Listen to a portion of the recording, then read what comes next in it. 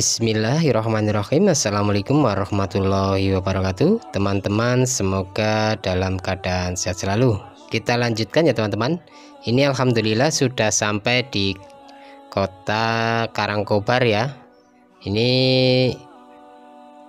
di lintas kotanya kita memasuki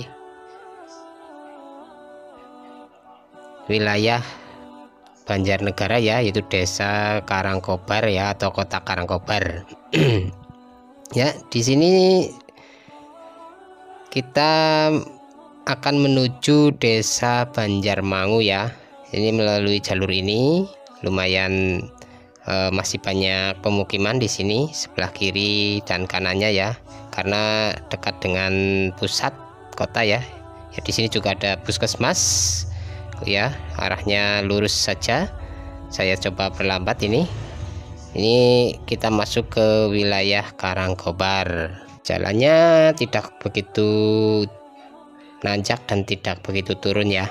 Ini di sini mungkin sebagai pusat perdagangan ya untuk desa Karangkobar ya, seperti ini mulai banyak kendaraan berlalu lalang ya. Oke, saya di sini menggunakan espas ya. Ini saya sudah mengganti dengan radiator yang 2 ply ya, teman-teman, karena saya menggunakan AC double blower. Jadi ketika belum menggunakan AC masih single ply, dan sekarang sudah menjadi 2 ply, sehingga untuk temperaturnya lebih terjaga ya. Oke, kita lanjut lagi. Ini kabut mulai turun ya teman-teman. Ini nanti kita akan melewati jalan yang mulai ekstrim ya, naik turun seperti pada video. Ini kabutnya sudah tebal ya, harus pelan-pelan karena jarak pandang kita terbatas ya. Terus untuk teknik mengemudi ya, saya biasa menggunakan kalau turunan engine brake ya, saya bantu menggunakan engine brake supaya beban dari rem tidak terlalu berat ya.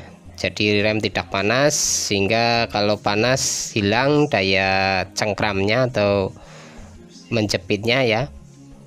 Jadi saya menggunakan teknik engine brake ya, kita turunkan gigi minimal 2, kalau curam banget ya gigi 1 ya. Untuk naiknya juga saya menggunakan gigi 2, kalau sudah terjal sekali saya baru menggunakan gigi 1 ya teman-teman. Karena dengan begitu kita berkendara lebih aman ya, karena tidak takut bila menggunakan gigi yang tinggi saat turun. Dikhawatirkan remnya itu akan bekerja keras untuk menahan laju mobil kita ya. Oke, ini kabutnya sudah cukup tebal. Kita nyalakan lampu kota dan lampu besarnya ya, supaya terlihat dari arah berlawanan bahwa di depan ada kendaraan ya. Ini tebal sekali, posisinya ini cukup tinggi ya, dataran tinggi, jadi kabut mudah turun di sini ya. Seperti ini gelap sekali ya teman-teman, tapi saya terus berjalan pelan-pelan saja ya. Ini hanya saya percepat 2 kali ya, supaya tidak terlalu lama durasinya. Sebenarnya ini video yang asli sudah saya streamingkan ya, itu pelan, tapi ini karena harus mengejar durasi saya percepat saja. Oke, ini masih di jalur perbukitan ya, juga perlu diingat ini rawan longsor. Kalau hujan deras kita harus hati-hati, ditakutkan ada longsoran. Ini ada perbaik itu kan, ada longsor sebelah kanan ya teman-teman, tapi cukup sedikit, tapi harus hati-hati. Oke, selanjutnya kita bahas mesin saya ya. Saya waktu berkendara itu sudah menggunakan AC dari berangkat sampai pulang ya, full saya nyalakan AC-nya. Alhamdulillah aman saja. Ini untuk kompresornya seperti ini penampakannya. Terus untuk teknik mengoperasikan AC juga harus kita ketahui ya teman-teman. Jangan asal nyala saja, karena di AC, panel AC itu ada 2 saklar ya. Sebentar kita ke masjid dulu ya, sholat ya, karena sudah menunjukkan waktu asar. Kita sholat, lalu kita lanjutkan lagi ya perjalanannya.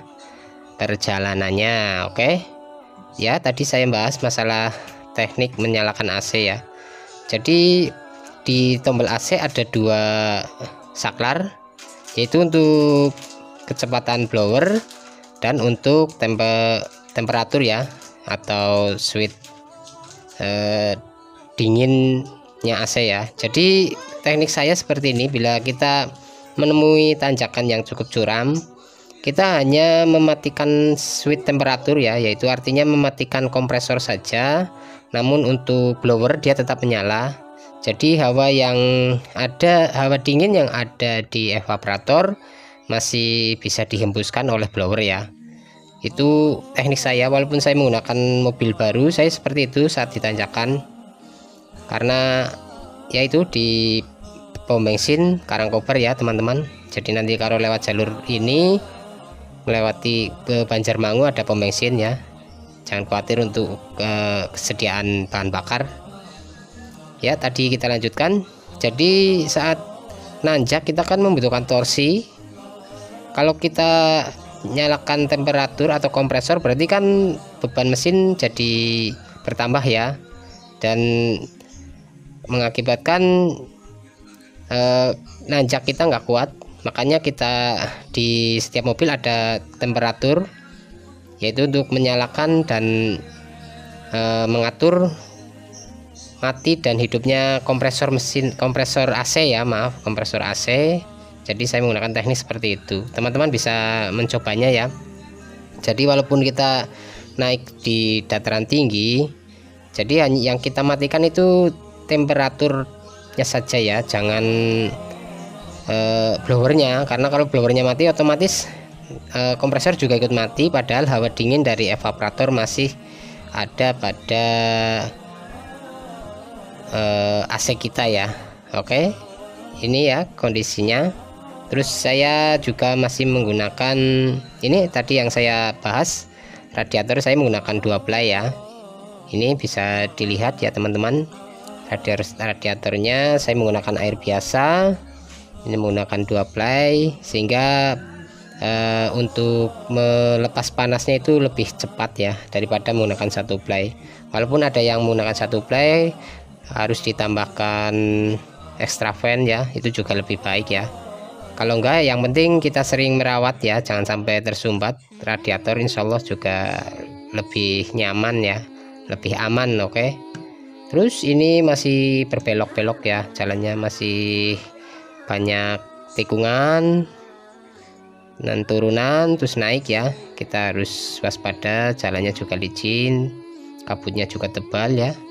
Ini di sebelah kiri jurang ya, itu harus pelan-pelan. Ini saya menggunakan teknik engine brake ya. Saat turun curam saya gunakan gigi 2, kalau gigi 3 masih berjalan cukup cepat ya.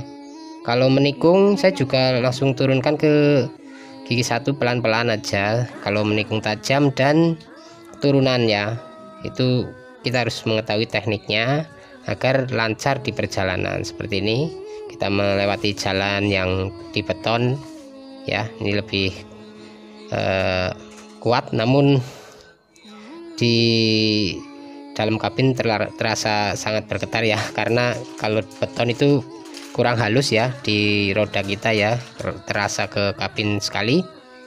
Oke, masih terus kita telusuri jalan ini ya, menuju ke Banjarmangu ya. Ini masih berbelok-belok, sebelah kanan jurang, sebelah kiri tebing ya. Mulanya sering terjadi longsor di sini karena curah hujan yang tinggi mengakibatkan tanah tidak bisa menahan ya beban air, dan akhirnya longsor. Oke. Terus masih jalan terus ya. Ini ada yang sudah dindingnya dicor. Oke. Jadi itu tadi ya teknik untuk AC dan radiator mobil Expas saya ya. Ya, seperti ini ya. Saya menggunakan radiator yang 2 ply, Terus air cadangannya juga saya ganti untuk wadahnya ya. Oke, kita terus telusuri jalan ini di sini tikungan dan naik ya. Kita langsung oper dengan cepat, terus saja. Terus kita telusuri jalan ini cukup panjang ya teman-teman untuk tripnya, namun bisa menjadikan pengalaman buat teman-teman yang ingin berjalan jauh. Harus kita perhatikan kesemuanya ya. Ini gerimisnya kabutnya sudah mulai mereda ya, tapi masih ada gerimis ya sedikit ya. Terus jalannya cukup ekstrim ya teman-teman. Di sini banyak tanjakan turunan. Ini kita berbelok lagi. Ini jalannya mulai tidak rata ya teman-teman. Ini pokoknya tikungan tajam ya, seperti itu. Belok ke kiri terus ke kanan lagi, mentok seperti ini. Terus lewat sebelah tebing, sebelah kiri jurang, itu udah biasa di daerah yang perbukitan tinggi. Oke, terus kita masih menuju ke desa Banjarmangu ya. Oke, ini jalannya sudah tidak rata, terus nggak ada garis tengahnya ya teman-teman. Harus sering menepi saja karena takut berpapasan dengan kendaraan dari arah berlawanan. Jadi harus memberi ruang untuk kendaraan dari arah berlawanan, sehingga ini sudah ada garisnya, lebih mudah ya kita mengendara. Jadi ada pembatasnya seperti ini ya. Sudah mulai menurun ya, ini turun terus ya teman-teman ya. Di depan ada kijang ya yang telah mendahului. Saya nggak berani banter ya karena jalannya licin ya teman-teman. Kita cukup berjalan kecepatan sedang saja. Oke, mungkin itu saja yang bisa saya sampaikan atau saya informasikan.